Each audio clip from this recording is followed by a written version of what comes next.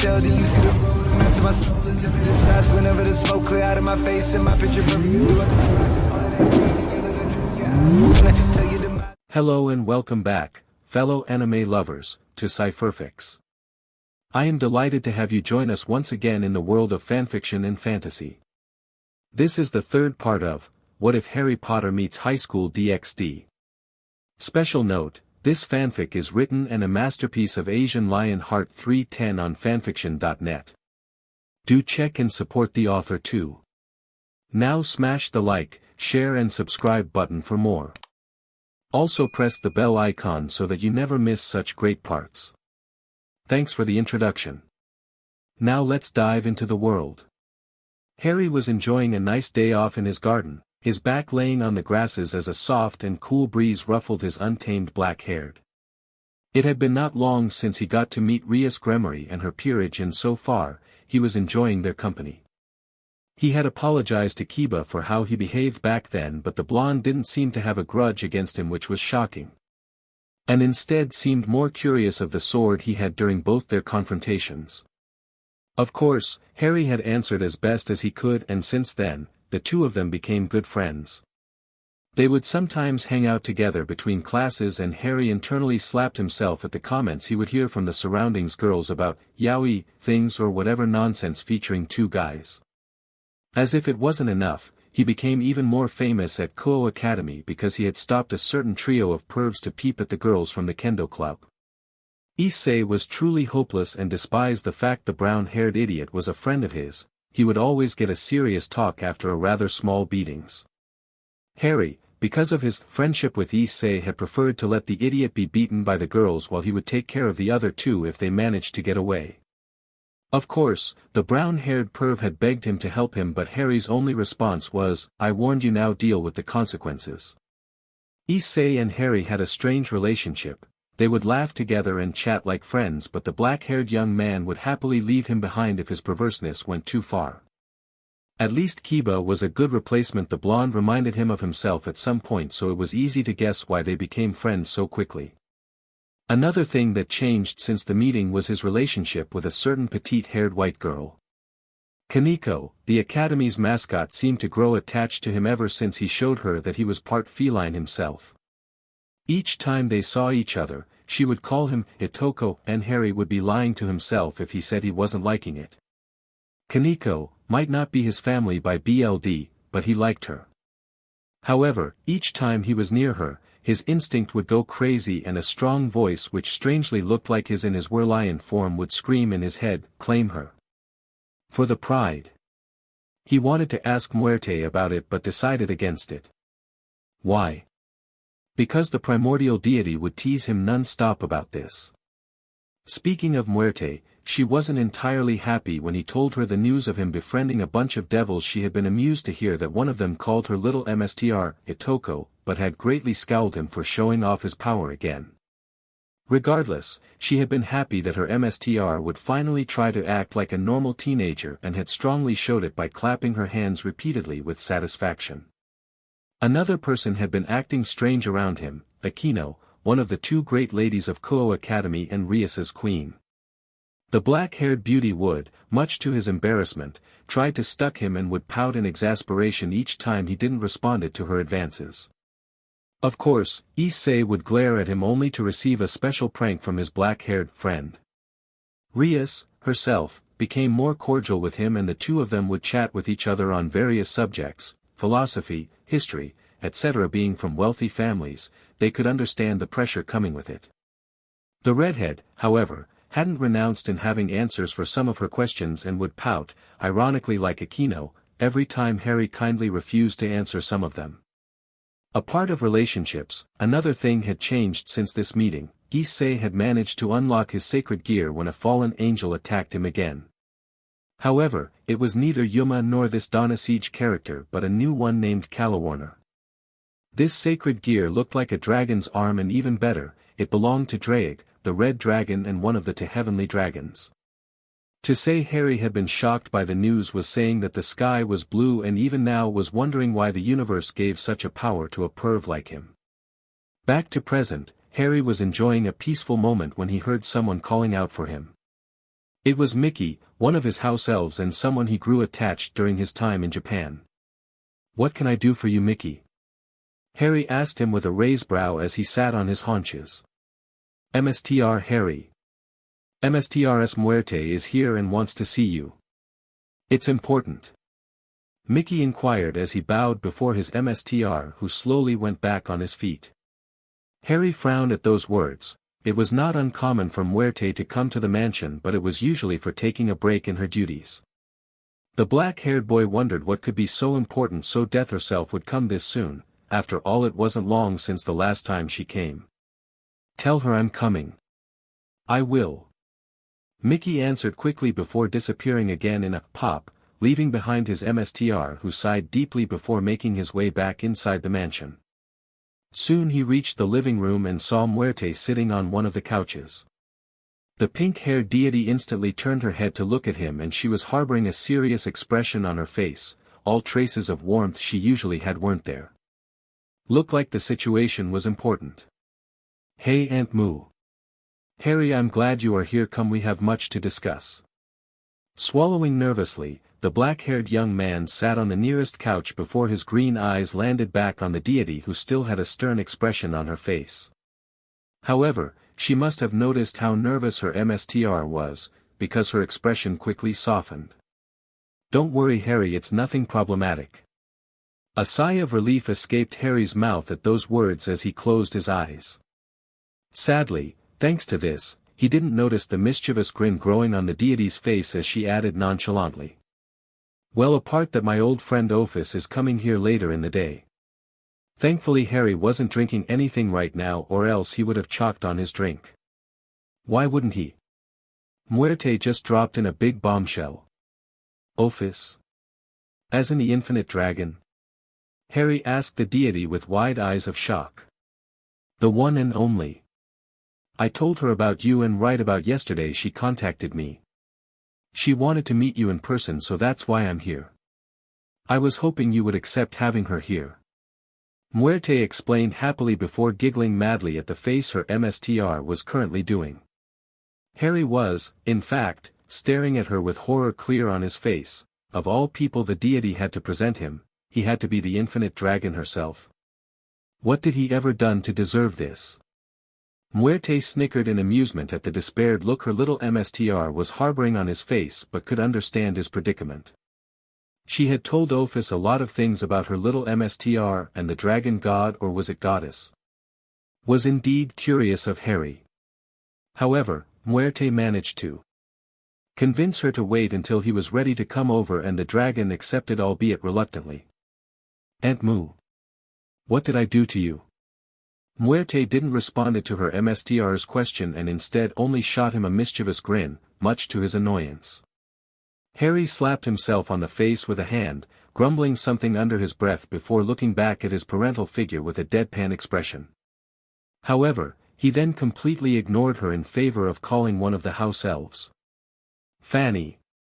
Mstr Harry called for Fanny. The she-house elf asked him as she appeared with a pop.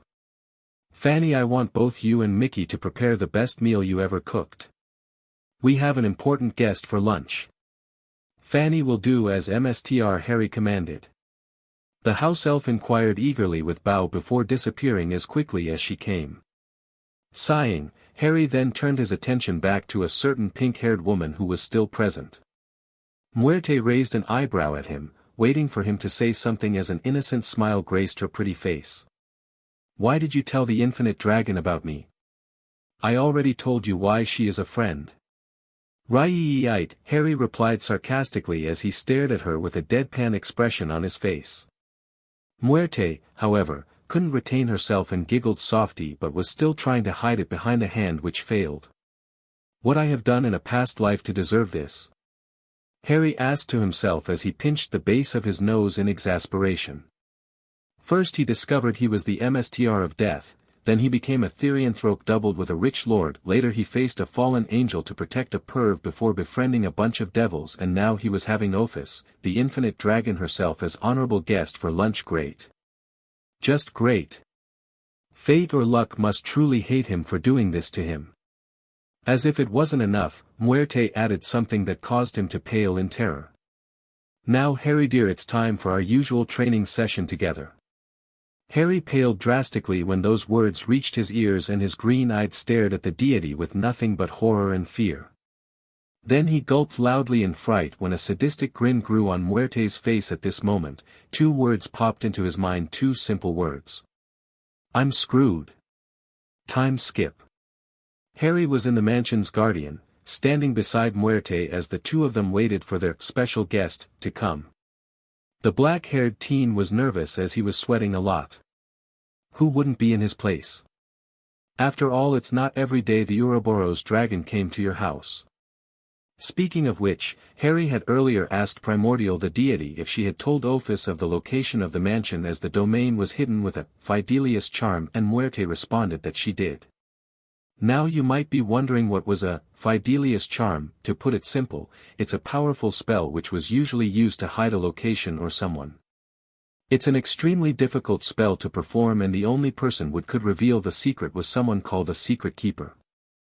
The Peveril mansion was already hidden under some charms, but Muerte had found it was even better to hide it more by performing the Fidelius, and so they did. Of course, it had took them hours to perform it, and Harry had decided to choose the deity as the secret keeper. Muerte accepted wholeheartedly, as unlike this DMN rat Peter Pettigrew, she would keep the secret to protect her honorable nephew and MSTR. Even better, the two of them used Nordic runes to create barriers of protection around the mansion to prevent any threats to harm the residents. The runes had been engraved on rocks before being enchanted, so they would never be broken, courtesy of Muerte. Back to present, the Primordial, who was waiting beside her MSTR, noticed his nervousness and couldn't help but feeling sympathy for him while internally giggling as she thought about he would react when her friend would come. She opened her mouth to say something to Harry when something caught their attention. Turning his head, the black-haired teen gaped when he saw a cute young girl standing there in front of him. The newcomer had long black hair which were running down her peach, black eyes with reptilian slitted pupils, and was wearing a black Gothic Lolita fashion. Her face was betraying no emotion, as if she felt nothing or simply didn't cared about where she was, until her eyes laid on Muerte. A small smile started to grow on her face as she looked at the primordial deity, whose face brightened in joy. "Ophis. There you are." Harry blinked in surprise as he stared at the cute girl in shock. That was the Ouroboros dragon? Really? He didn't expected this honestly, but for some reason he couldn't look away from the dragon god. His heart was beating faster the longer he stared at her. It was the first time he felt this way, but brushed it aside to look at the exchange. Muerte. Ophis's voice seemed emotionless, but if you looked closely at her eyes, you could see some stars of happiness sparkling in them. It was the only thing that betrayed the Ouroboros dragon's true emotion. So this hit him. Harry broke his concentration when he heard the question and froze in surprise when Ophis was now standing right in front of him. He didn't even see or heard her approaching. Shaking his head to regain his composure, he looked back at the infinite dragon in human form before bowing respectfully. "It's a pleasure to make your acquaintance, milady. As you probably know, I am Peveril Harry, and I welcome you in my domain." Ophis didn't respond, and Harry was growing nervous, internally scared that he said something that might have displeased the dragon god. He shot a nervous glance at Muerte, whose only response was a sly grin on her face. She was clearly amused by his nervousness. "It seems you were right, Moo. He is a decent one," Ophis replied in emotionless tone as she looked back at the pink-haired deity. Harry, hearing this, let out a soft sigh of relief, but then flinched when Ophis spoke again. "But I want to be sure he is as strong as you said he is." Harry was about to ask her what she meant when he suddenly found himself on his knees as an unseen force was pressuring him. The raven-haired boy instantly knew that it came from the being before and was impressed by the force she was currently using on him. So that's how they felt that day. Note to self: only doing this to people who deserve it, he thought to himself before releasing his full aura to fight back Ophis's, determined to fight back. The Ouroboros dragon blinked when she felt the force coming from him and was internally impressed by this human's performance. Her stoic face allowed a small smile to grace it, as it seemed her friend's words were true. This one wouldn't back down easily. The human before her was strong magically and physically, but not only. He seemed to have a willpower just as strong. He watched as he slowly went back on his feet, his aura fighting against hers. But then what happened next surprised her. Harry's body became nothing but darkness before it morphed to take the physique of a humanoid-like feline whose green eyes shined brightly as they looked at her before the shadowy beast released a thunderous roar which shook the ground. Ophis was even more impressed by the young man before her. Just as he roared, his aura pushed hers away so he could get back fully on his legs.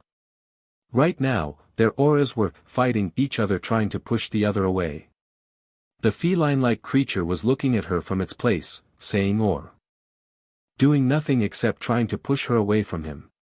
For a moment it was a battle of wills, and Muerte watched the exchange with a pride smile, especially when her blue eyes landed on her MSTR, student and nephew in all but BLD. But then suddenly, Ophis pulled herself out of the battle while looking at Harry with a soft smile on her face.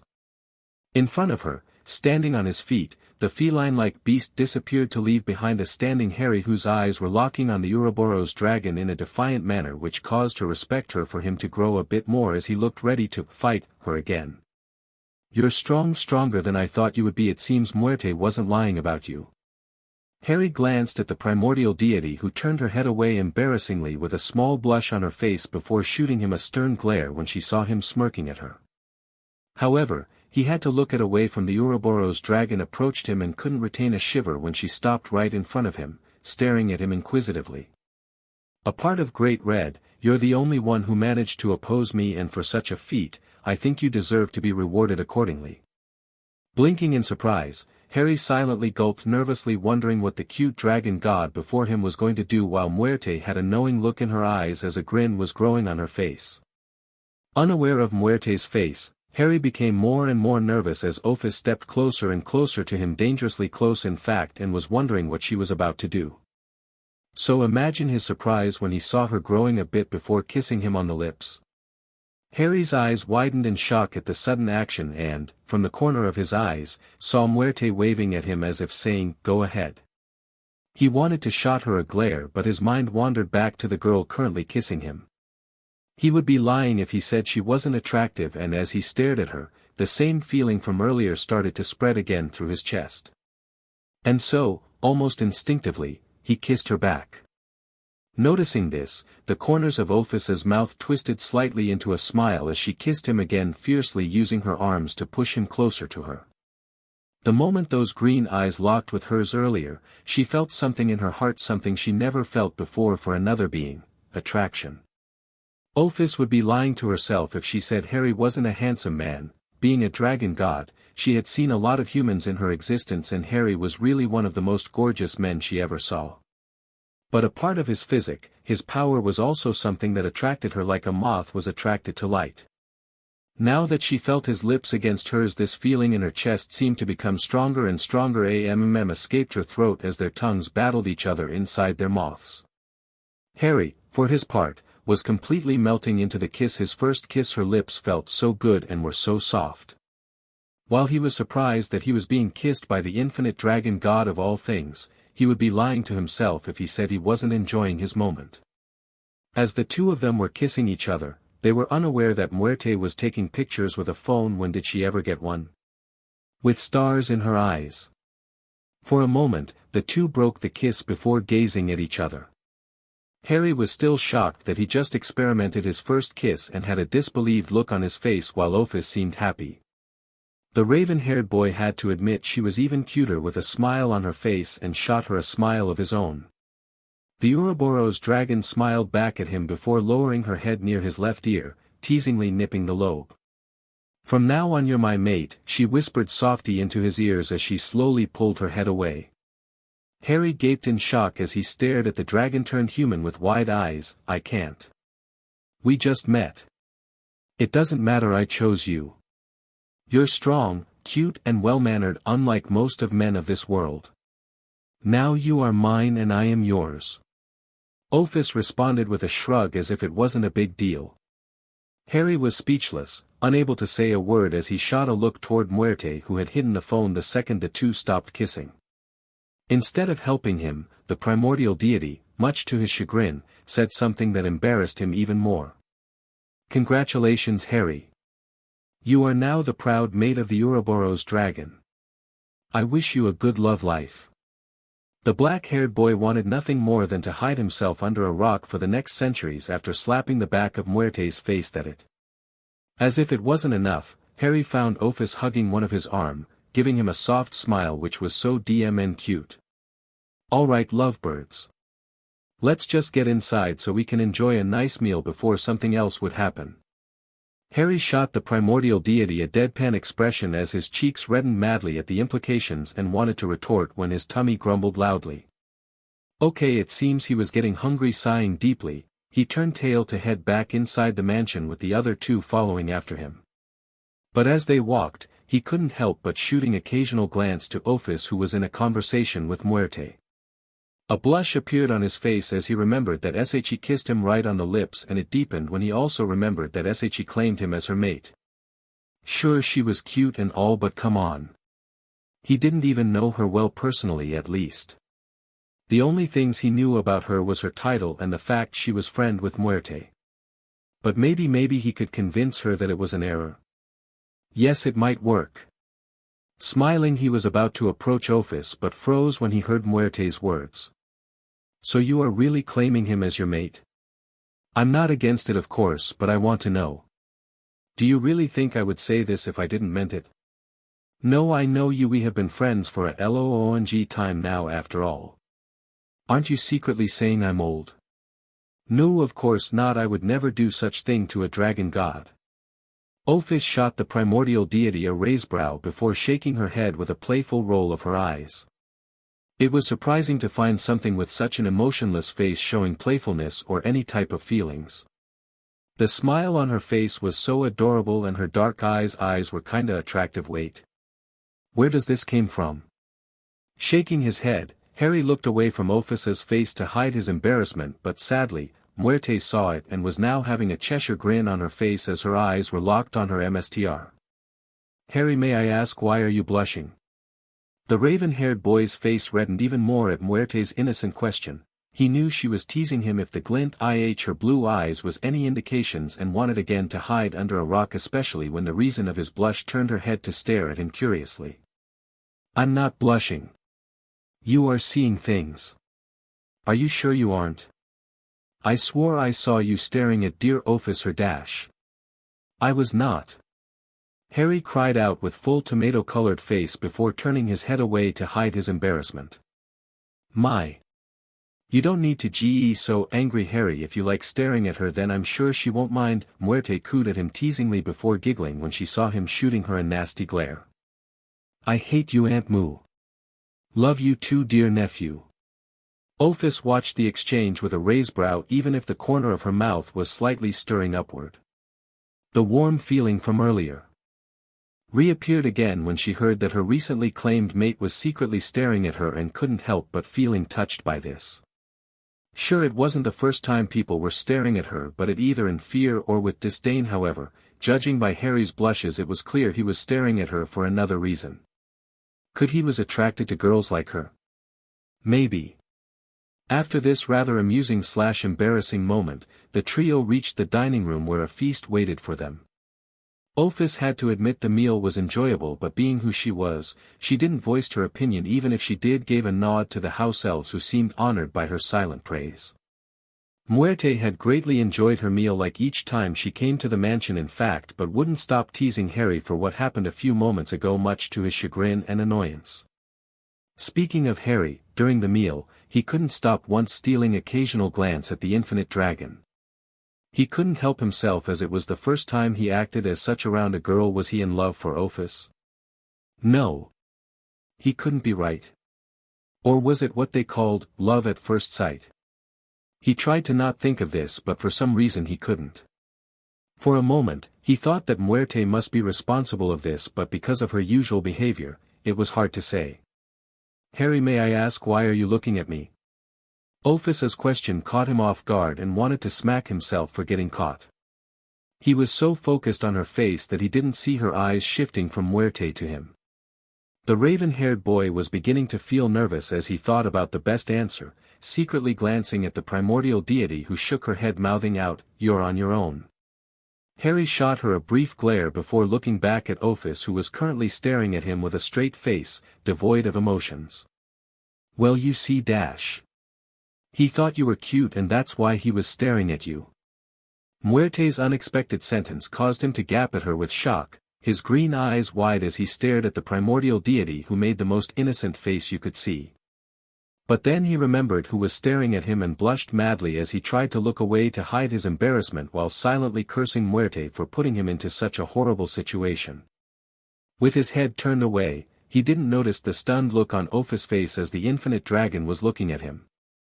But then her stunned expression turned into a smile, a warm one by the look of it, even if it was hard to fully describe it as such, with her stoic face as she slowly rose from her seat to approach him.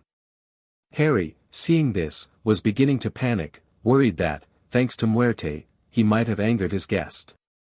While he knew he could hold his ground against her, he wasn't sure he would manage to beat her in a combat, so he would do anything to not anger her. Suddenly he blinked when he felt a hand touching his left cheek and turned his head to see the smiling face of Ophis. "Is that true? Do you really find me cute?" Her tone was strangely warm and friendly, which was surprising to say the least given how it sounded earlier, emotionless. Looking for an appropriate answer, Harry stared into her black eyes and he knew he couldn't lie to her. "Don't ask me why," so he gathered all his courage to muster one simple word. "Yes." Ophis seemed pleased by his answer because her smile grew a bit, albeit barely noticeable except for those who knew her like Muerte, before slowly lowering her head to kiss him on the lips like she did earlier. Harry, despite his surprise, melted almost instantly to the touch of her soft lips against his and wholeheartedly returned the gesture, much to Ophis's secret joy. While they were busy, the two were unaware of the people currently watching them. Fanny and Mickey were overjoyed to see their MSTR with someone and tried to not disturb them by quietly clearing the table. Muerte, for her part, was overjoyed by what she was seeing before pulling out a parchment-like object where we could see something written on it. Things to do list. Enroll Harry in Koho Academy so he could act his age, done. Make sure Ophis and Harry met, done. Make sure the two fell in love so Ophis abandons her goals, pending. Bonus, annoy Harry happy face. A grin grew on her face as she ticked the third point before quickly summoning the parchment so none of the two would see it. Yes, she had planned everything. Harry's instinct and suspicions were right. Why? For diverse reasons. First, because she wanted Harry to experiment love and, being a bit protective of him, she chose the only one person who could be a perfect match for Harry, her friend Ophis. Why Ophis, you might ask? First, because she trusted her. Second, because Ophis was always alone so having a boyfriend wouldn't hurt her, and third, because she thought the two would be a lovely couple. Giggling silently, the primordial deity looked back to the two lovebirds who were now staring at each other's eyes, unable to look away as smiles graced their faces. Time skip. I hope Issei has a good reason for calling me out this late. Harry wasn't in a happy mood right now, and it was understandable. A few minutes ago, as he had just finished dinner, he received a message from Issei saying he needed him fast. Grumbling about the brown-haired boy being an idiot, he had first wanted to object, but then he decided to go see what his classmate wanted. As he walked to where Issei wanted him to go, a smile grew on his face as he remembered his moment with Ophis.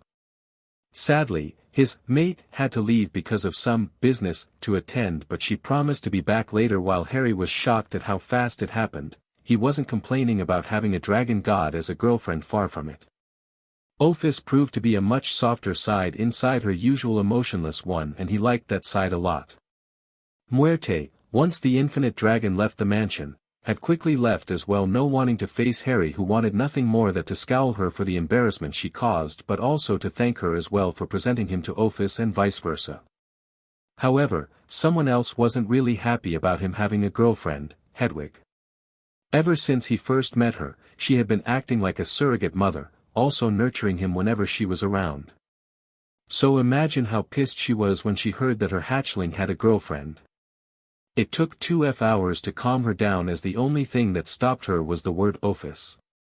Just hearing the word stopped the white phoenix in her anger. After she calmed down, Harry took 20 more minutes to calmly explain her the situation, and when she heard that it was Muerte who might have played a role in it, Hagrid quickly disappeared to who nowhere only to return an hour later with a satisfied look in her amber eyes. Back to present, Harry was walking toward his destination when he heard like an explosion in the distance and hastily went faster when he realized that it came from where he was supposed to go.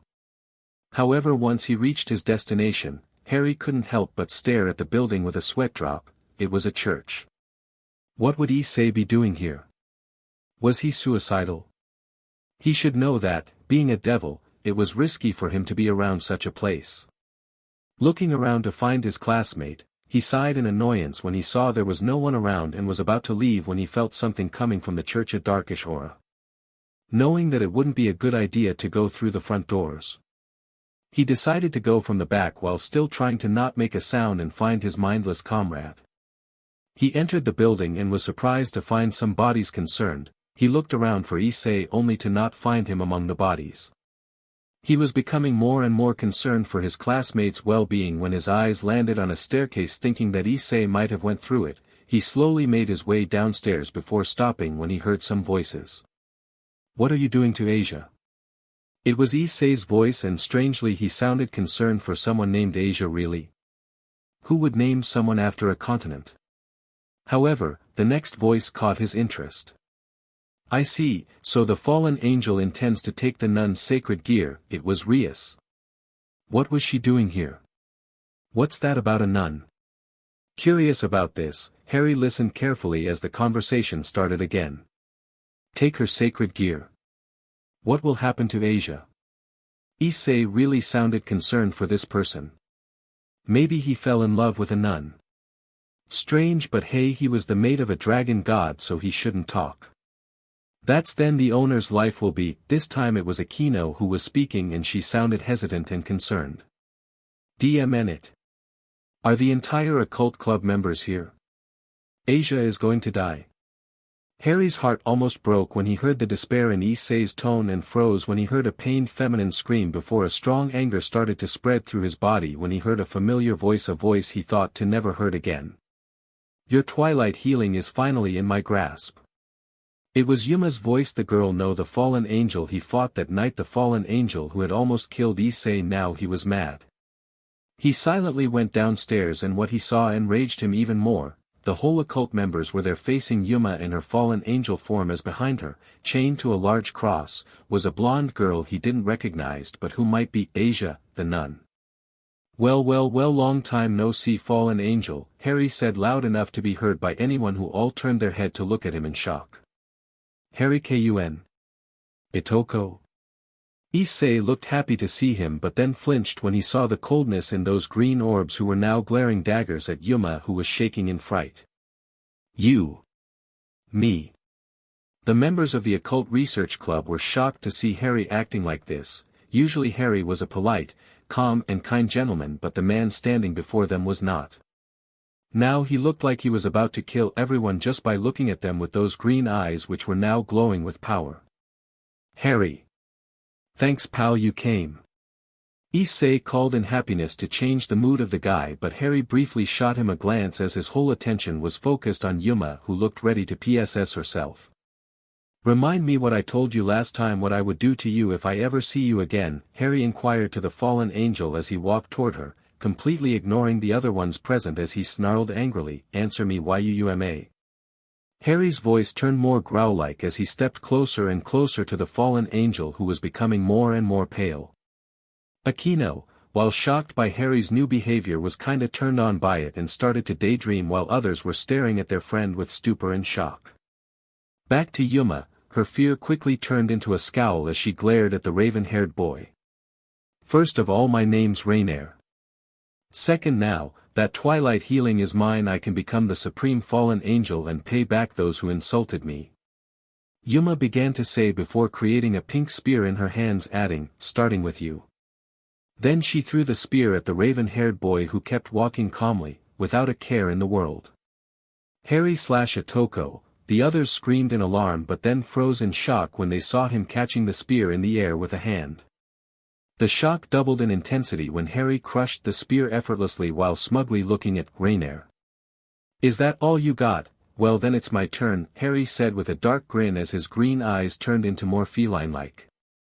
Rainier and everyone watched in shock as his body started to grow in size, his muscles bulging as black fur started to cover his skin, then the shirt ripped apart, revealing bulging muscles which caused some of the girls to blush madly. Harry's hands turned into clawed ones with black fur covered them. I warned you about what would happen if we met again. You should have left the country when given the chance. As he spoke, Harry's face turned into a much more cat-like as a large and long mane grew around his neck, covering his shoulders, the top part of his chest and a bit of his back. A tufted tail swung behind him as his pants, shoes and socks ripped to release clawed feline-like paws while his human teeth disappeared to be replaced by sharp fangs. And now you will wish to have done so. Rainier paled drastically as she stared in fright at the 10 feet tall black humanoid lion standing right in front of her, its shadow entirely covering her as he glared at her with its glowing green eyes. Because now I won't hide anymore. Rias and her peerage were frozen in place, their eyes couldn't look away from the creature before them. They knew Harry was part lion, he showed it when they met, but they didn't know he could turn into that. Issei was speechless. He just saw one of his friends turning into a freaking werelion, and Kiba was also surprised himself. Kaneko, however, was not only shocked but also amazed by the other form of her, Itoko, while Akeno was silently admiring the lion's bulging muscles. Harry raised a clawed hands ready to attack when suddenly 2 light spears crashing against his back stopping him. New wave of shocks from everyone as they saw there were no injuries. Even worse, the spears shattered the moment they made contact with his skin as if it was too tough to pass through. The owners of those spears gulped in fright when the black beast turned its head to look at them with bared teeth. But then the black humanoid lion opened its jaws to release a terrifying roar that froze everyone right on the spot. Rainier tried to move, but for some reason, her body didn't respond to her demands, as if it was frozen in ice. Even her head couldn't move away from the roaring werelion. She wasn't the only one who noticed this. In fact, every people present here had noticed it and were wondering what's going on. Except Akeno, whose interest in Harry was growing a bit more with that. Rias was staring at Harry with a mind filled with questions. Who was he? Where this power came from? How does he know of the supernatural world? The raven-haired boy had not once answered her questions, and she was frustrated of that as she was really curious of him. And now that he showed them another incredible feat, her curiosity in him grew even more. But right now, all of them were experimenting the same feeling, fear. This roar was deep, cavernous and loud, every reason to be scared of it and its owner, whose imposing size was enough to intimidate people. Speaking of which, once the werelion reclosed its jaws, he glared at the shooters who were shaking madly on their legs. Rainier was equally terrified of the beast towering her and silently took a step backward, only to froze when the say beast growled deeply while eyeing her with a glare. Rias, who had just regained her composure, blinked when she heard footsteps and turned her head to dissipating shaping dust like clouds right where the spear shooters were. They must have ran off. But then her attention quickly shifted back to the werelion, who was now glaring down at the shivering form of Rainier, whose eyes was wide in terror. Come on, fallen angel. Where is the confidence you had a moment ago? Huh? Are you nothing more than a pathetic coward? Rainier, hearing this, became angry and glared up at him defiantly, completing the fact he was a lot of time bigger than her. I will slay you, beast. Even if it is the last thing I do. A smirk grew on the werelion's muzzle as it stared at the fallen angel with a bit of respect. Even if she was terrified of him, Rainier still looked ready to fight him. Interesting. He didn't want it to kill her, as the reason he said he was just to intimidate her. Yes, he was bluffing back there. But he had other reasons. The first was because he felt that it was dishonorable for a man to kill or harm a woman unless his legitimate defense. What was the second one, you may ask? Because she was a gorgeous woman. Just as Rainier finished those words, the same pressure she felt that night returned full force, forcing her to kneel. Gathering all the strength she had, she slowly looked up at the towering form of the werelion, who seemed to be surrounded by nothing but darkness, with its eyes glowing brighter than earlier. Harry hadn't noticed it, but his aura was not only pressuring Rainier but also Rias and her peerage. Not again, they all thought with both exasperation and annoyance. However, the pressure they were enduring wasn't as strong as the one targeted by it in the first place. Harry stared impassively at the fallen angel who was still fighting in vain against his aura and deliberately added a bit more pressure while opening his mouth to say with authority, "Bow to your king." Rainier tried to fight back but found herself unable to and had no choice but to do what she was told to. The Black Werlion gazed down at her with satisfaction but then saw that everyone were doing the same, so he pulled back his aura, releasing everyone from the pressure. Rias and her peerage panted heavily at the exception of Akeno, who seemed disappointed that he stopped. Shaking his head, Harry turned his furry head back to Rainier, who was now staring at him with wide eyes of fright and terror. "Rias! Go help the nun." Harry ordered the redhead heiress, who flinched a bit when he called for her, but she nodded at him before approaching Asia's body, quickly followed by Issei, who looked concerned for the blonde nun. "And you will give her back her sacred gear," the Werlion added to the fallen angel, who opened her mouth to say something only to be interrupted by the dark beast, "And no buts, missy. If you don't do it I will punish you. And don't try to escape or it will be worse." Rainier quickly nodded, no wanting to anger him more, before passing him as hastily as she could.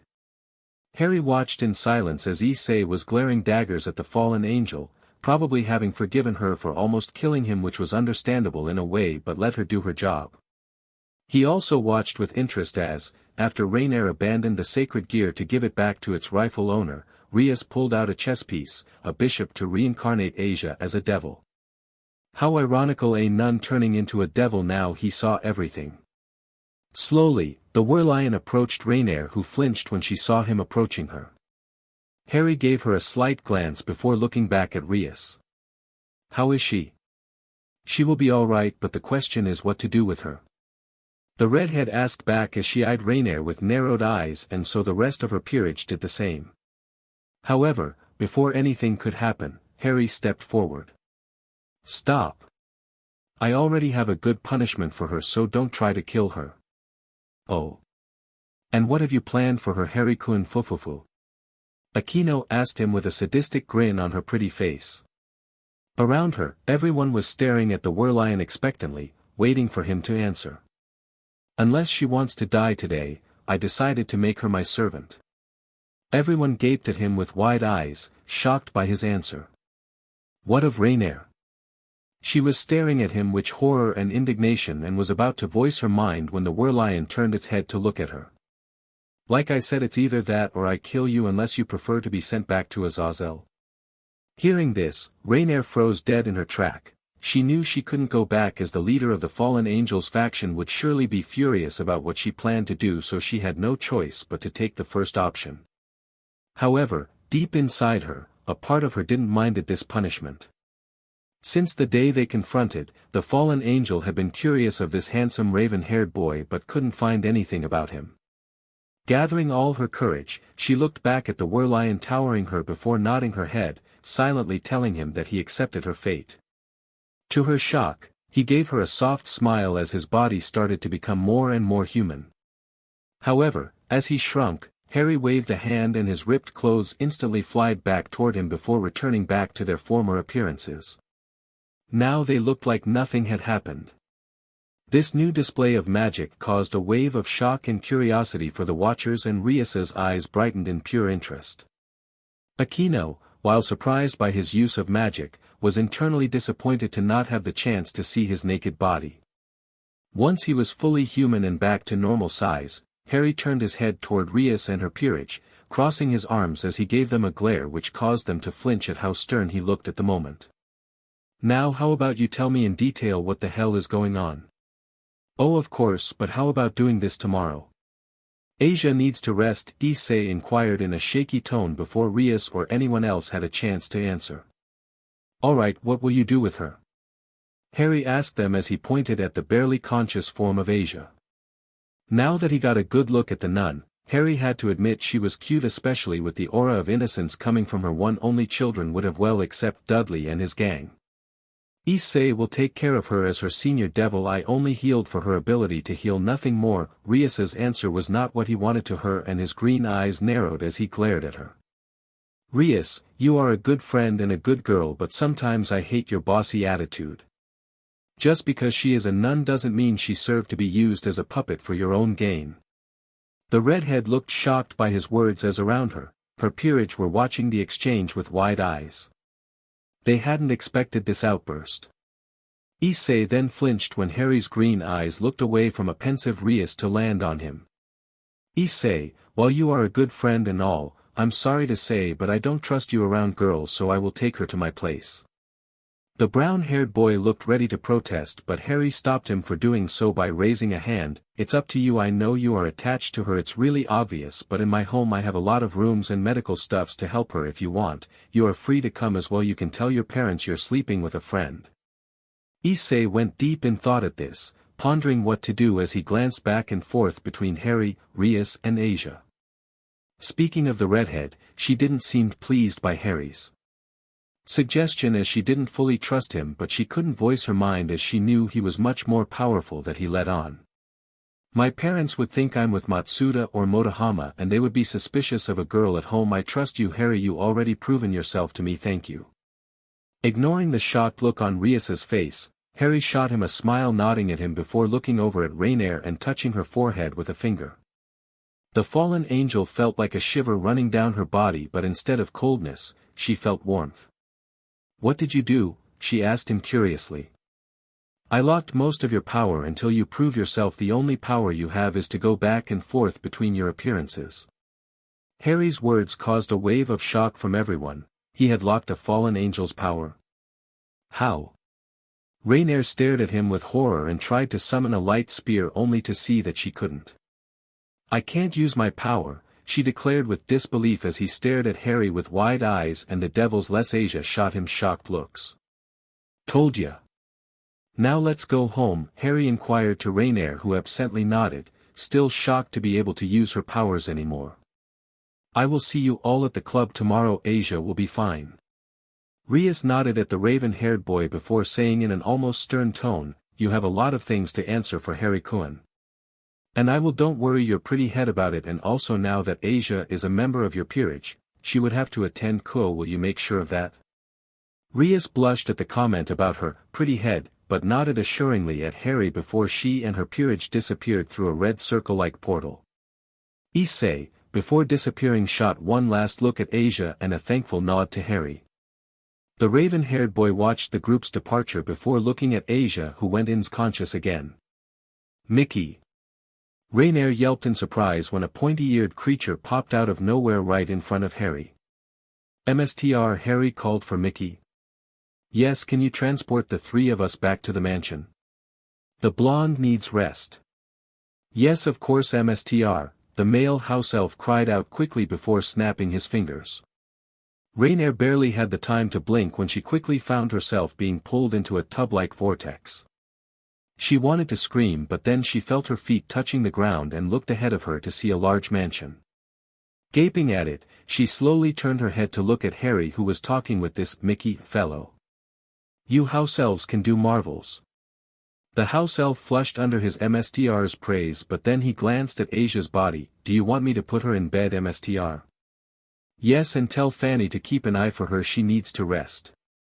The house elf nodded at his MSTR before disappearing with Asia to who know where, leaving behind Harry and Rainier, who was staring at the raven-haired boy with wide eyes.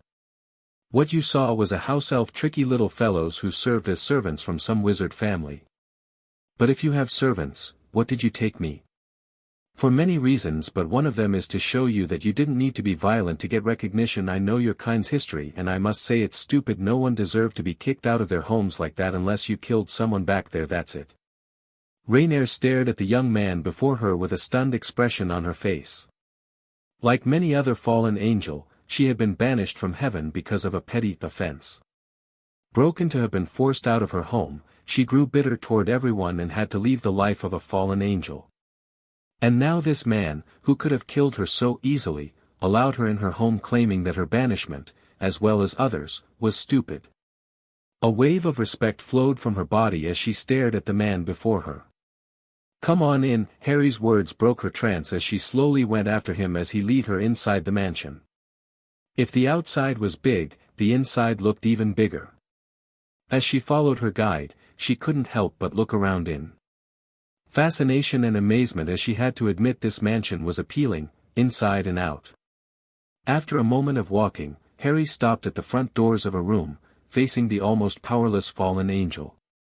This is your room from now on. I hope it will be to your convenience. If you need something, call Mickey O. And fair warning, this property had magical defensive wards, so if you ever try to harm someone in there, you will have a taste of them. Rainier quickly nodded in understanding as the last words were spoken with coldness. But then his stern expression turned into a warmer one as he began to walk away, but not without saying to her, "Good night." The fallen angel watched his departure in silence before entering the room he gave her. It was large and very cozy in appearance with everything she needed. The bed, a very big-sized one, looked comfortable and the wardrobe was filled with clothes. Slowly, Rainier reverted into her human form before climbing on the bed. She was shocked at how soft it was inside and content as she laid fully on it, enjoying it completely. Rainier couldn't believe that it was happening but wasn't complaining. She got a room all to herself, clothes, possible free meals, and being near a handsome young man was a bonus. The only bad point? Being powerless. As she slowly drifted into sleep, her last thought before losing consciousness was, maybe this punishment won't be so bad after all. Time skip. Harry was sitting at the dining room, waiting for his guests to come so they could enjoy a nice breakfast. He had woken up an hour ago and since then had already ate his. But after that, he went deep in thought. He was still wondering if he should tell his friends who he truly was, but for some reasons he was nervous. The first part of his story was not something he wanted to share and instead, hoped to forget. He liked their company, but he was scared that they would turn him over once they learnt the truth. Muerte had once told him that true friends would stay beside you whatever happened, but since he didn't had any friends before, he never putted this saying into action. Now that he had the chance to do so, he was nervous. Just like when he admitted to Ophis that she was cute. Except that it wasn't to get a girlfriend in the end but to gain a stronger friendship. Something that pondered his mind was Sona Shirtorai or Sona Citri. He didn't saw her a lot since they first bumped into each other. Same for Tsubaki. Harry had once wondered if they even went into this school or it was just his lucky day. For an hour, he pondered about his next course of actions and finally came to the conclusion that maybe he should tell the truth to the people he saw as friends. Even if Rias's words the night before was disturbing to say the least. However, his thoughts were interrupted by the sound of footsteps and he looked over to see Rainier, in her human form, standing there with a hesitant look on her face. "Good morning. Come on, don't be shy. I don't plan to eat you," Harry inquired the fallen angel with a hint of humor. Rainier rolled her eyes at him before sitting on one of the chairs, her eyes wandering of all the delicious things currently on the table. Her mouth started to water as her stomach grumbled hungrily, but she was too focused on the food to care about such a detail. "Dig in or else someone will still complain." Rainier shot him a glare as her cheeks were as red as tomatoes, but then picked up some pancakes to feast on. At the first bite, stars appeared in her eyes and instantly ate faster, much to the amusement of a certain green-eyed boy who chuckled softly as he stared at her. Once she finished her plate, Rainier looked back toward him with a bit of embarrassment when she saw his amused raised brow, but remained strong to speak. "Thank you, Harry-sama. First, call me Harry. Second, it was a pleasure. It seems you enjoyed your breakfast." She nodded at him before asking in a somewhat unsure tone, "And now what do I do?" "You cannot leave the mansion. I'm afraid you are not my prisoner, but I'm pretty sure the devils around won't take it kindly having you walking freely into their territory." Rainier nodded in understanding at those words. What she did was not really something forgivable, so she understood that they would want revenge as she did went into a devil's territory without permission. Azazel would also not be kind to her if he ever heard of what she planned to do with Asia's sacred gear. "I see, but you said you took me as a servant, but you already had those house elves." "I know, I already told them why you are here and you will help them from time to time, but nothing more. When I first learned your kind's history, I promised myself to help one if they truly deserved it. Remember when I transformed in front of you?" The fallen angel nodded with a frown and a shiver. How could she forget the sight of a big black humanoid lion glaring down at her? You didn't know, but I used a spell to see your memory, and I was saddened that you were kicked out of heaven just for being a bit rougher than your comrades. I saw how heartbroken you were after being disgraced, and I saw what you did afterwards. As the young man spoke, Rainier was becoming more and more shocked by the fact he secretly looked into her mind. She wanted to scream at him for violating her privacy, but remembering what he did during both their encounters, she decided to back down. You reminded me of myself in a way, and so I decided to take you in the hope of giving you a happier life. Rainier's heart skipped a beat when she heard those words. No one had said those words to her before. It kinda warmed her heart, and she couldn't help but smiling at him, thankful of his kindness while promising herself to act better. I thank you, Harry. The green-eyed young man nodded at her with a smile before looking at something behind her. She turned her head to see Asia. The cute little nun was there, looking at them with shyness, and she looked perfectly fine, as if what happened last night was nothing but a dream. Finally awake. Come on, join us. Harry inquired the nun, who shyly stepped closer before sitting on one of the chairs, one standing right at the other side of Rainier and not too far from Harry. Who are you, sir? Asia asked after a moment of silence. My name's Harry Peveril, and you are Asia Issei's friend? At the name Issei, Asia's face brightened instantly, and she looked even cuter right now. You know Issei-kun? He is a friend of mine, we are in the same class. Really? It's wonderful. Harry raised an amused eyebrow at the blonde's behavior, finding it quite amusing. But then he watched when Asia looked over at Rainier with an unsure look on her face. The young nun then blinked when the fallen angel before her started to speak. Asia, I'm sorry, what I did was horrible. I wanted to be recognized by heaven so I could go back home. I don't expect forgiveness, but I wanted to apologize to you. Asia stared at the fallen angel with surprise, but then her expression softened as she replied softly but look enough for Rainier to hear, I forgive you. What? I forgive you, as the apostle said, bless those who persecute you, bless and do not curse. Do not repay anyone evil for evil. If you truly want redemption, then I will help you as best as I can to find it. Rainier stared at the nun with tearful eyes. She couldn't believe that she almost killed someone so pure, all for a sacred gear. Thank you. The two girls smiled at each other, and Harry couldn't help but allow a smile of his own to grace his face. This scene was touching. Now, dear Asia, you should enjoy your breakfast, and then you and I will go to find Issei. He must be worried about you. The nun nodded at him with a smile before slowly eating her pancakes, humming in delight at how tasty they were. Once they finished, Harry showed them a bit more of the mansion, and Asia had been shocked to hear that she was welcome to stay and gracefully accepted before asking if Issei could come as well. He had kindly said that, while he had a home of his own, Issei was welcome to visit, which seemed to have pleased the nun to no end. Later, the two left the mansion with Rainier helping the house elves in taking care of the domain. As they walked, Harry pulled out his phone before sending a message to Issei, stating that he wanted to see everyone near the park. Asia, for her part, was asking him a lot of questions like who he was, why do he live inside a mansion instead of a normal house. Harry responded to her calmly, as he kinda liked the air of innocence flowing around her. When they arrived at the park, Harry was not surprised to see the members of the occult club present, except Issei, who was late, but he wasn't prepared to see Sona, Tsubaki, and some other girls. Good morning, everyone. Good morning to you too, Peveril-san, Sona responded respectfully, earning a groan from the raven-haired boy. I already told you and Lady Tsubaki to call me Harry, he whined in exasperation, and some of the girls giggled in amusement. Then he felt something hugging his waist and looked down to see it was none other than Kanino, whose arms were wrapped around his form. Itoko. Good morning, Kaniko-chan, Harry replied back with a pat on the head before giving her a bag full of sweets he summoned in his hands. Here, a little something for you, kitty. Kaniko, whose eyes were shining at the sight of the bag, shot him a small glare as she swiftly picked up the bag from him, earning a chuckle from him. Turning away from the Nikomata, Harry's eyes landed on the others. Where is Issei? He isn't here. Kiba began to answer when suddenly a familiar voice echoed from nearby. I'm here. Speaking of the devil, Harry inquired with a hint of humor as he looked toward where the voice came from to see the brown-haired guy jumped out of his bike.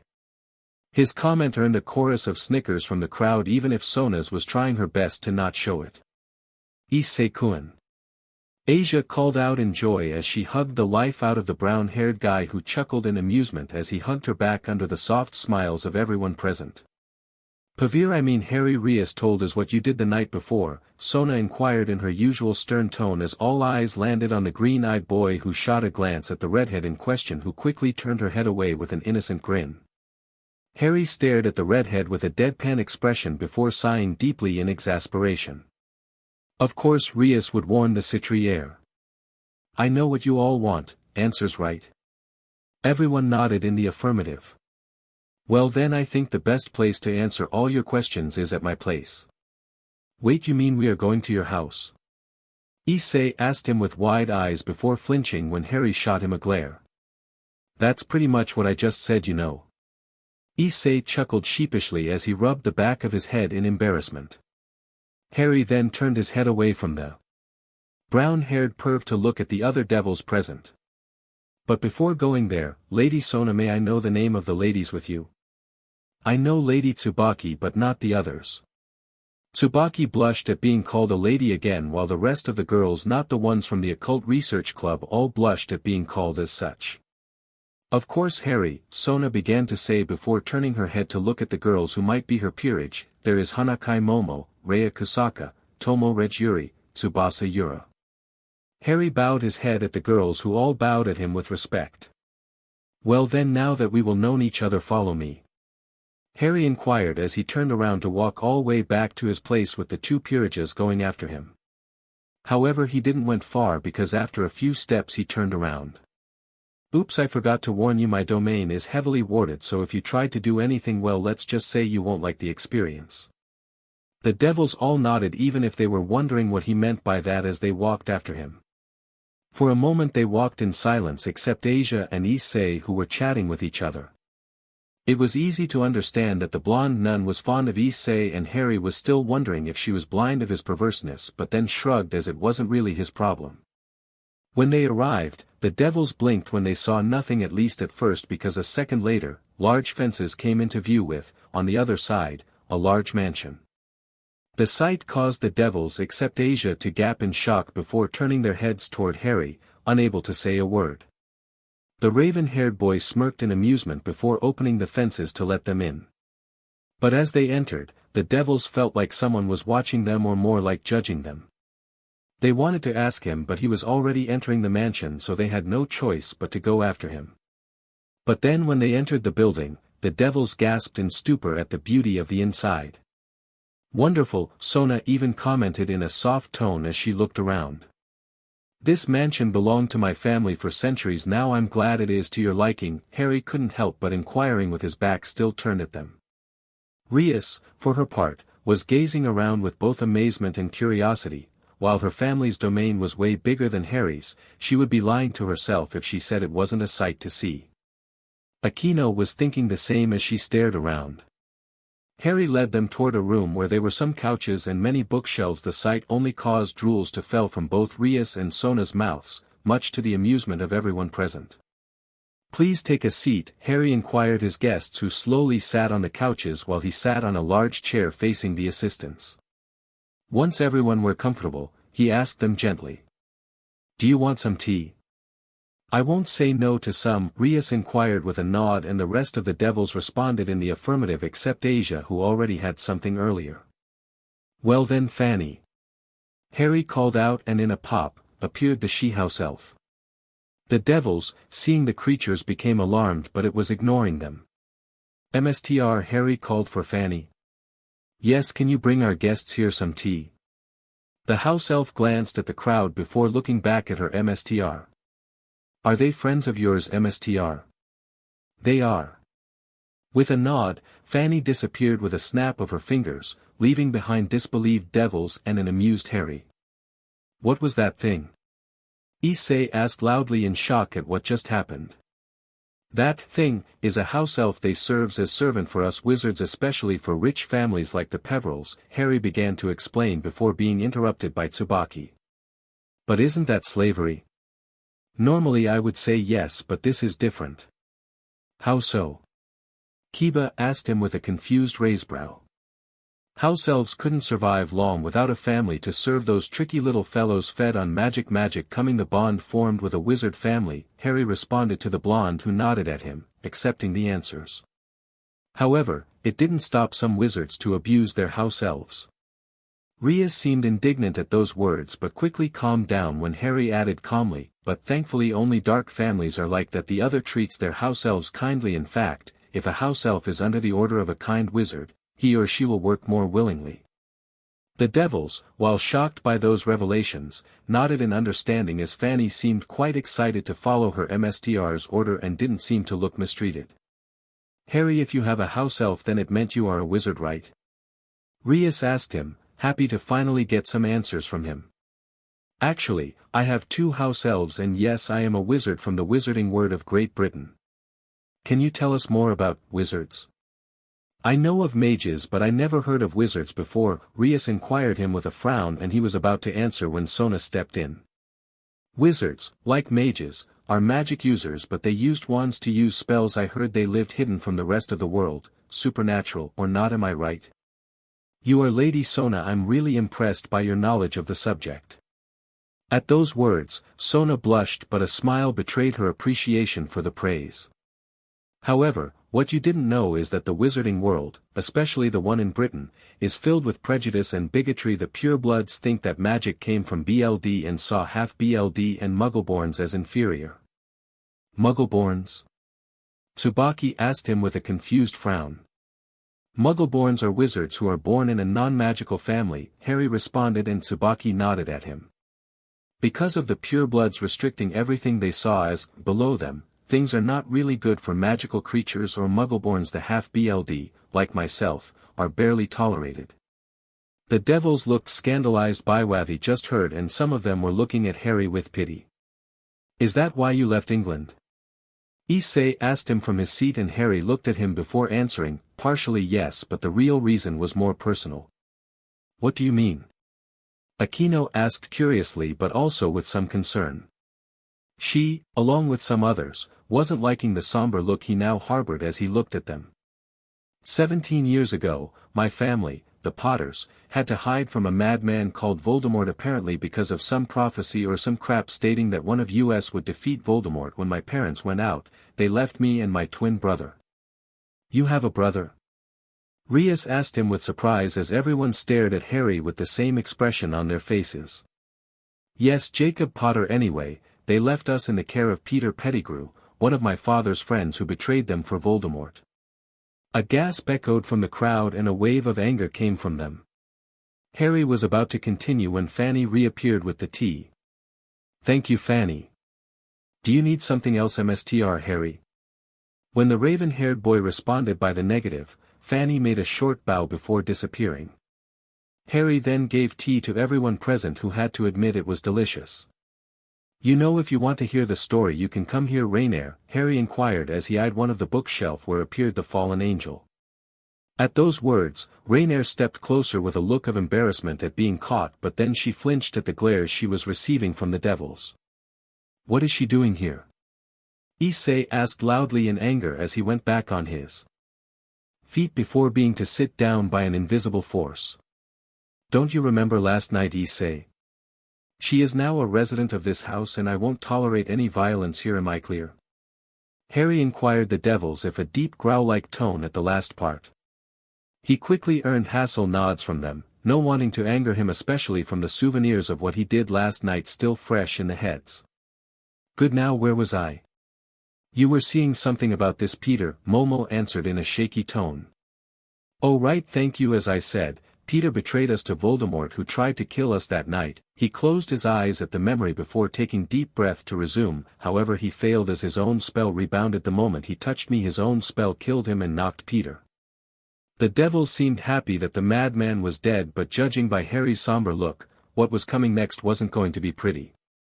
Later, my parents and my godfather Sirius Black returned back home. I was a bit unconscious, but I remember that day clearly, the day my own family gave me up to take care of my brother. What? Akeno cried out in anger as she stared at him with narrowed eyes. Calm down, Akeno. Let him talk. Rias admonished her queen, who reluctantly did what she was told. Thank you, Rias. I'm sure you are wondering why my own parents gave me up. Affirmative nods answered his question. Another person came that night, a senile old coot named Albus Dumbledore. A chorus of snickers echoed at the stupid name, and Harry grinned in equal amusement before his expression went dark again. From what I know, he was considered as the most powerful wizard alive and the leader of the light, along with many other titles. That isn't important. He examined both me and Jacob, and after seeing that my magical core was really weak, he claimed that it was my brother, whose core was still full and pretty powerful, that killed Voldemort, giving the title of the boy who lived. Harry clenched his teeth in anger as he resumed, then Dumbledore persuaded my parents to give me up because one, I was a squib, and second, because I would become jealous of my brother's fame. Hearing this caused a new wave of shock and angers from the group of devils, and Rainier herself was feeling a bit angry by what she just heard. Having been rejected by heaven, she could understand to be abandoned by its family. What's a squib? Issei asked him with confusion, and everyone calmed down as they didn't know what it meant. A squib is someone who is born in a magical family but couldn't do magic. The dark families, being short-minded idiots, killed any squibs if they ever had one. The light families, well, they abandoned them to orphanages. The devils became even more angry and horrified by the news, especially Sona and Rias. In hell, it was hard to conceive a child, so they were treasured and cherished. So the mere idea of killing newborns was horrifying and disgusting to their opinions. My father was totally willing to do it while my mother Lily objected, but thanks to Dumbledore, she agreed to give me up. Sirius, my godfather, was totally against it and was ready to take me, but the old coot didn't allow it. Harry decided to shorten his story a bit, as they didn't need it to know that Sirius had been stunned by Dumbledore or the fact that the spirit of Voldemort was still lurking around somewhere. Dumbledore left me in the loving care of my mother's sister Petunia and her family. That's good, right?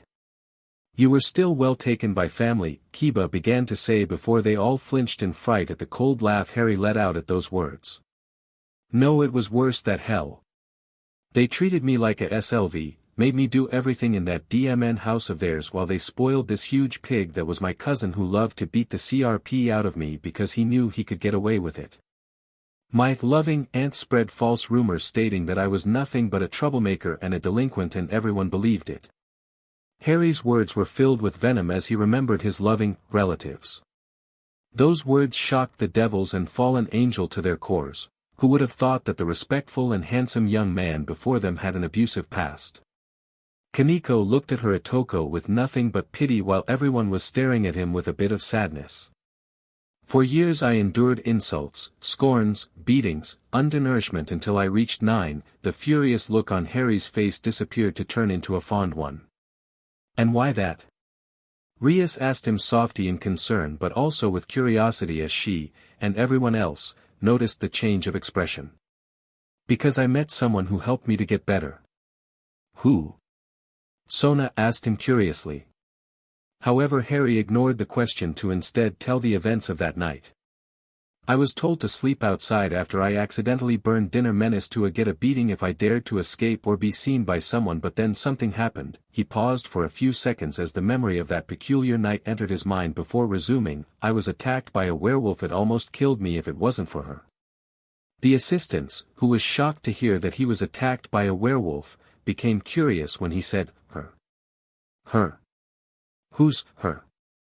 Rias asked him curiously as everyone's eyes were looking at him like hawks, wanting to know who was the one who saved him from a werewolf. Muerte. Just as those words left Harry's lips, a black mist surrounded the room where a certain pink-haired young woman stepped out. Did you called for M-? Muerte began to say before her eyes landed on the group of devils and the fallen angel standing there with gaped mouths. The primordial deity slowly turned her head to look at Harry with an expression that clearly meant, you better explain or else. Guys, this is Muerte and Mu meets my friends from Kuo and Rainier, my servant. Muerte eyed the group for a moment before looking back at Harry sternly, and pray tell why are they here? Harry gulped in fright before answering as quickly as he could, I decided to open a bit and told them who I truly am. Muerte eyed him for a full minute before the stern expression on her face turned into a joyful one, finally. You sure took your time.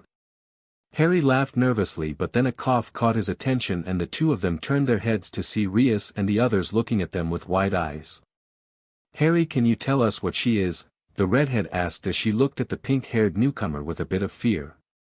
Oh, it's just my honorable aunt and Death herself, Harry replied back nonchalantly, and those words caused everyone to froze in pure terror when Muerte looked at them with a dark grin.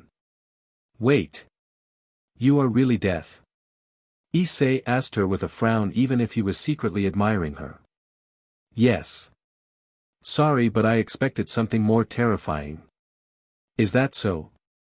Well then, if you prefer, I can turn into my professional form. The second Muerte finished saying this, the black mist covered her entirely until a large dark cloak took her place with a large scythe in his right hand. The sight caused everyone to pale drastically in fear, especially Issei, who was regretting his recent words. Rainier herself was shivered in fear as she stared up at the primordial deity with fright.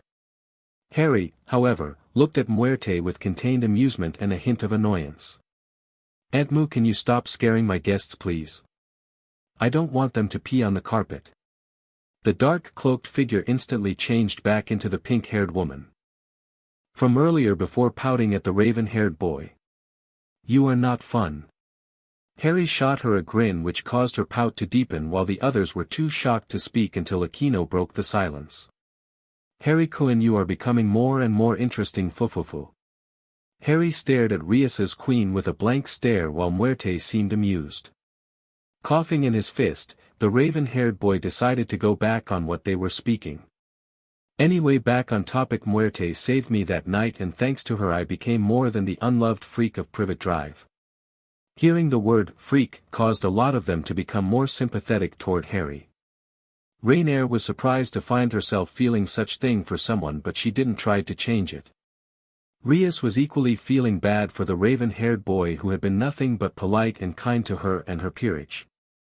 Kaneko was equally sad for her Atoko, and without warning, he approached the young man before sitting on his lap and hugging his waist, a gesture that surprised Harry at first before he slowly returned the gesture. Even Asia gave him a hug as she was shedding tears at the story. Seeing that her MSTR was unable to say more, Muerte decided to take over. After that night, I tried to help my MSTR in any way I can. I helped him in getting his inheritances, to cast himself from the Potter bloodline and later to become the young man you know him today. Ma'am, Sona began to say before being interrupted by the primordial deity. Call me Muerte please ma'am, make me sound old, an ironical answer because she was old. But it wasn't polite to say it or else you will have a vengeful deity on your back. Very well Muerte, why did you call Harry your MSTR? In response, the primordial deity told everyone the story of the Deathly Hallows, and the devils and fallen angel were listening with stars in their eyes. She told her how Harry casted himself out of the Potter family and how he claimed his other titles. So when Harry absorbed the Hallows, he became immortal. Rias asked the deity with disbelief.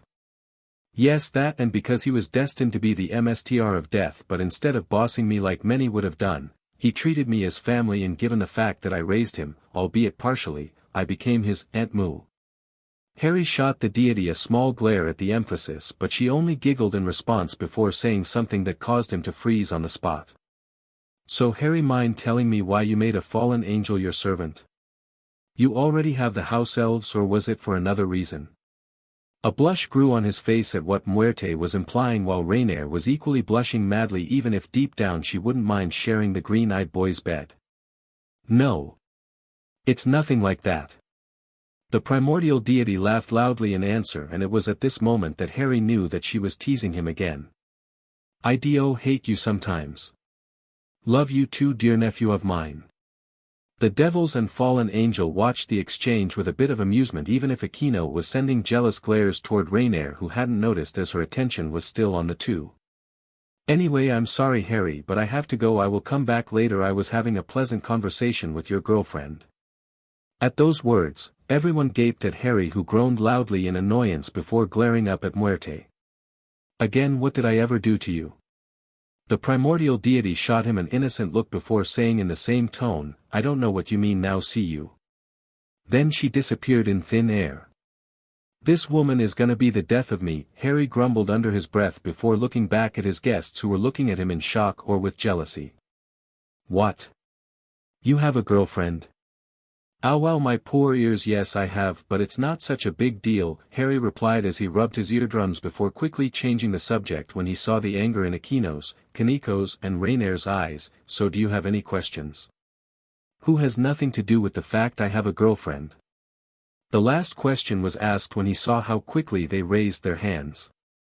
After he asked, some hands fell down except Rias, Sona's, Tsubaki's, Kiba's and Asia's, a sight which caused him to groan. Thankfully Hedwig wasn't around or it would get worse. Harry, I think you should know that we sympathize with you. No one deserved to be treated as such by their own family, Sona inquired kindly to the young green-eyed man, and her peerage nodded in agreement. You might not be a member of our peerage, but you are a good friend. If you need anything then you can count on us. Rias added with a smile of her own. Harry looked at the redhead's peerage and he was overjoyed to see Kiba giving him a firm nod while Akeno was giggling with an eye-closed smile. If you think you can get rid of us then you are mistaken, Harry-kun fufufu. Ignoring the girl's sadistic antics, Harry looked at Kaniko, Asia and Issei. The formers were hugging him tighter and he understood that he could count on them, while Issei gave him thumbs up with a smile on her own. Even Rainiere shot him a smile which caused to look even prettier. Look like things are turning to the better after all. So alright folks, that's all for today. Stay tuned for part 4. Do subscribe, like and share for more such videos. Also check out the story and author Asian Lionheart 310 on fanfiction.net. Press the bell icon to be notified first on release. See you in the next video. Till then, goodbye.